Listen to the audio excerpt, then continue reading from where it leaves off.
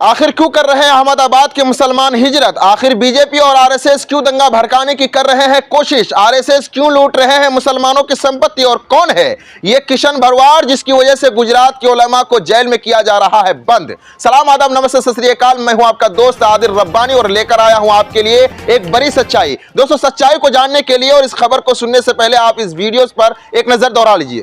अब लास्ट तक देख सकते हो, पूरा गांव हिजरत कर रहा है जबरदस्ती। पूरे गांव के ऊपर आरएसएस के गुंडों ने, आरएसएस वाले गांव में आ गए हैं। 300-400 लोग आरएसएस वाले गांव में आ गए। पूरा गांव हिजरत कर रहा है।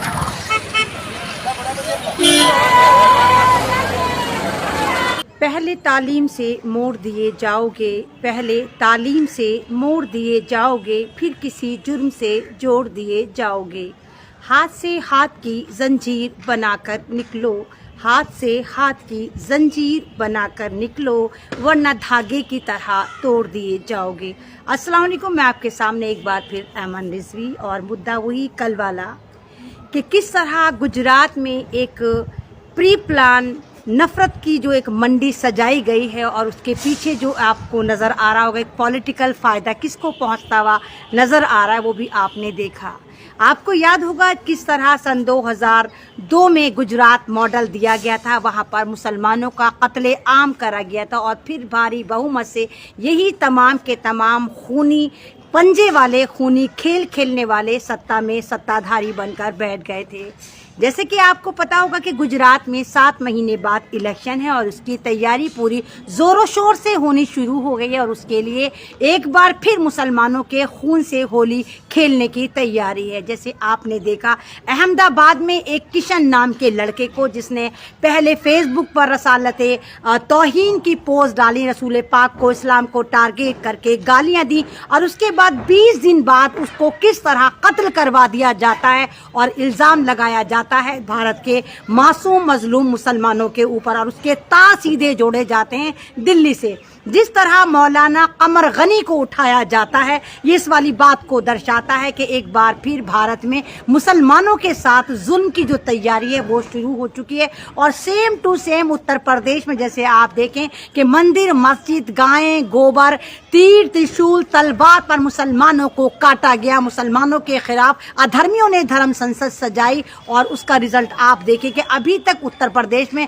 खास कम्युनिटी यानी सिर्फ मुसलमानों को टारगेट करा जा रहा है। और उत्तर प्रदेश में भी क्योंकि इलेक्शन है, अब गुजरात में भी इलेक्शन है तो गुजरात में भी गुजरात मॉडल दोबारा से बनाने की तैयारी है और मुसलमानों पे वहां पर शिकंजा कसने की तैयारी है। और जिस तरह गुजरात के गृह मंत्री साफ आकर कहते कि हाँ, हम इन लोगों से बदला लेंगे, यानी इन लोगों से मुराद है हमसे बदला लेंगे, मुसलमानों से बदला लेंगे, आपसे बदला लेंगे, आपके गयूर नौजवानों से बदला लेंगे।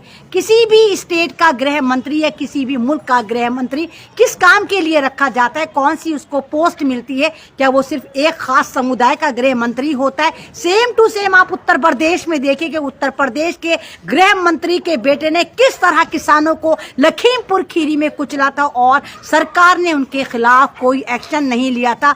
एक्शन तो बहुत दूर की बात, अब्बा जान जो है उनके आज तक मंत्रालय में बने हुए हैं। सेम टू सेम यही गुजरात में करा जा रहा है कि गुजरात का गृह मंत्री बाकायदा किशन के घर जाता है और कहता है कि हम कातिलों से इंतकाम लेंगे और एक बार फिर वहां पर मुसलमानों पर जुल्म के पहाड़ टूटने शुरू हो गए। लेकिन आपको गोदी मीडिया ये नहीं दिखाएगा कि किस तरह वहां मुसलमानों की प्रॉपर्टी को लूटा जा रहा है, किस तरह उनकी दुकानों को जलाया जा रहा है, किस तरह अहमदाबाद में आप देखिए कि नारे लगाए जा रहे हैं। वहां भी अधर्मियों द्वारा एक तरह का नफरत की मंडी सजाई जा रही है, जहां पर अनाउंस करा जा रहा है कि हम मुल्लों को काटेंगे, हम इनके हाथ पैर काट देंगे, हम इनको ये कर देंगे, हम इन्हें भारत से भगाएंगे।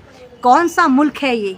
कौन सा संविधान लागू होता है? अगर किसी बंदे का कत्ल होता है तो हम खुद कहते हैं कि कॉन्स्टिट्यूशनल हक से जो भी राइट्स है जिस तरह हो वो संविधान उसको सज़ा दे। ये कौन लोग हैं जो खुद ही सज़ा की बात करते हैं? लेकिन जब तबरेज़ की बात आती है, जब मनीषा वाल्मीकि की बात आती है, जब आप देखें कि राबिया सैफी की बात आती है, तो तब वहाँ पर आपको इंसाफ नज़र नहीं आता, वहाँ पर ये इंसाफ करते नज़र नहीं आते। क्यों? क्यों नहीं करते नजर आते? क्योंकि आप लोग कमजोर पड़ गए हैं, आप लोग जुल्म के खिलाफ आवाज नहीं उठाते हैं।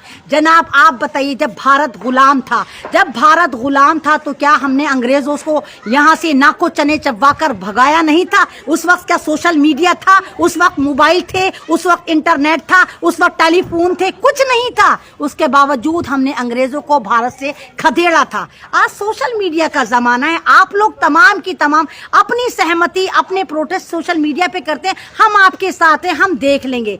जनाब इस तरह नहीं होता। सोशल मीडिया से आप सिर्फ अपनी आवाज को दूर दूर तक सर्कुलेट तो जरूर कर सकते हैं, लेकिन सोशल मीडिया से आप जंगे जीत नहीं सकते। जंगे जीतने के लिए आपको सड़कों पर आना होगा। आपके ऊपर, आपकी कम्युनिटी के ऊपर या दूसरी कम्युनिटी के ऊपर जो भी जुल्म हो रहा होगा, आपको उसके लिए आवाज उठानी होगी।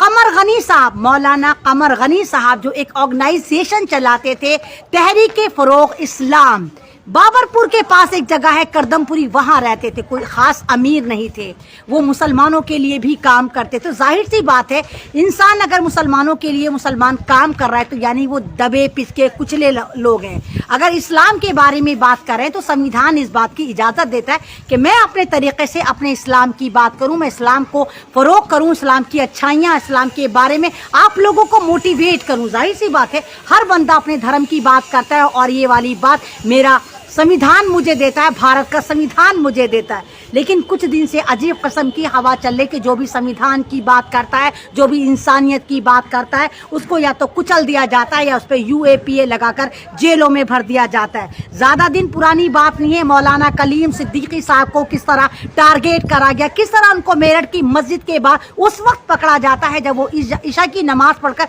अपने गाँव मुजफ्फरनगर फुलत जा रहे होते हैं। उससे पहले देखिए किस तरह उमर गौतम साहब को उठाया जाता है। बात ये नहीं है कि खास कम्युनिटी को आप टारगेट करते हैं, बात ये भी है कि आप संविधान को सिर्फ एक ही कम्युनिटी के ऊपर फर्जी वाले से क्यों यूज करते हैं। सारे के सारी दिफाएं आप मुसलमानों के लिए क्यों बनाते हैं? मुसलमानों को पकड़ पकड़ के आप फौरन जेल भेज देते हैं और फिर उनको जेलों में सड़ाकर बाइज्जत बरी करने का ड्रामा करते हैं।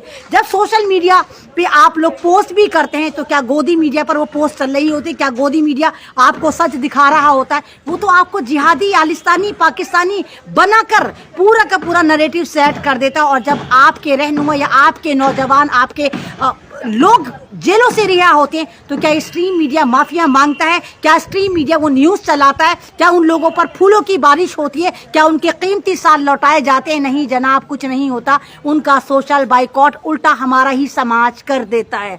तो इस वक्त जो देखिए कि भारत में 5 स्टेटों में इलेक्शन है अभी हाल फिलहाल में, और 6 महीने बाद दूसरी स्टेट में इलेक्शन होने वाले, और जिस तरह मुसलमानों के साथ बर्बरता दरिंदगी की जा रही है उसकी मिसाल आप है कि किस तरह मुसलमानों को बदनाम करा जा रहा है, किस तरह एक बार फिर मुसलमानों को दहशतगर्द बनाकर जेलों में भरा जा रहा है। और क्योंकि सत्ता में इनकी सरकार है इसलिए गुजरात के तार सीधे दिल्ली से जोड़े जा रहे हैं और दिल्ली से मौलानाओं की उठा पटक उधेड़ बुन जारी है। उत्तर प्रदेश से जारी है, गुजरात से जारी है तो जारी है। आप मालूमात करिए, आप उठाइए। ATS वाले आते हैं, मोस्ट वेलकम, उठाइए, आप इंक्वायरी करिए। लेकिन ये क्या है कि आप गुजरात में मुसलमानों की प्रॉपर्टी फूंक रहे हैं। इससे क्या मतलब है कि आप मुसलमानों को गाली गलौज कर रहे हैं? ये क्या मतलब है कि आप मुसलमानों के लिए अभद्र भाषा यूज कर रहे हैं? आप इस्लाम के लिए अभद्र भाषा यूज कर रहे हैं कि इनको काटो, मुल्लाओं के हाथ पैर काट दो, मुल्लाओं के साथ ये कर दो, इनकी बेटियां उठा लो। इस तरह नहीं होना चाहिए। इसका मतलब ये कि संविधान का कत्ल हो चुका है। इसका मतलब ये है कि आप लोग खामोश हैं। इसका मतलब ये कि भारत एक बार फिर गुलामी की तरफ जा रहा है। इस वक्त सत्ता की लड़ाई, कुर्सी की लड़ाई नहीं, इस वक्त इंसानियत की लड़ाई है। हम संविधान बचाना चाहते हैं, हम इंसानियत बचाना चाहते हैं, हम किसानों को बचाना चाहते हैं, हम जवानों को बचाना चाहते हैं, हम दलितों को बचाना चाहते हैं, हम औरतों को बचाना चाहते हैं, हम अपने गयूर नौजवानों को बचाना चाहते हैं। और उसके लिए आप तमाम लोगों को एक ही प्लेटफॉर्म पर आकर अपने खिलाफ हो रहे जुल्म के खिलाफ आवाज़ उठानी पड़ेगी कि जिस तरह अहमदाबाद को जलाया फूका जा रहा है, खासकर मुस्लिम कम्युनिटी को टारगेट करा जा रहा है, उस पर आप लोगों को आवाज़ उठानी चाहिए। और ये आपका हक है और अल्लाह ताला भी आपसे पूछेगा कि जब इंसानियत पर जुल्म हो रहा था, जब आपके अपने काटे जा रहे थे, जब भारत में संविधान भी था, तो आपने भारत के उन लोगों के लिए क्या आवाज़ उठाई थी? क्या आपने भारत के उन लोगों को सपोर्ट करा था? क्या आप भारत के उन लोगों के लिए जिनके मकान, जिनकी प्रॉपर्टी को लूटा जा रहा था, आप उनके समर्थन में उतरे थे। पूछा जाएगा, आप तमाम लोगों से हिसाब लिया जाएगा कि ऐसा क्यों नहीं होता, कि आप लोग क्यों नहीं उन लोगों के लिए खड़े होते। क्या इसको शेयर करिए, मेरी आवाज़ को दूर दूर तक सर्कुलेट करिए।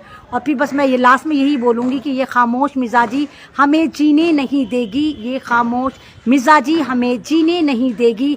इस दौर में जीना है तो कोहराम मचा दो। तमाम लोगों को लास्ट में एक बार फिर सतरंगा सलाम। जय जवान जय किसान।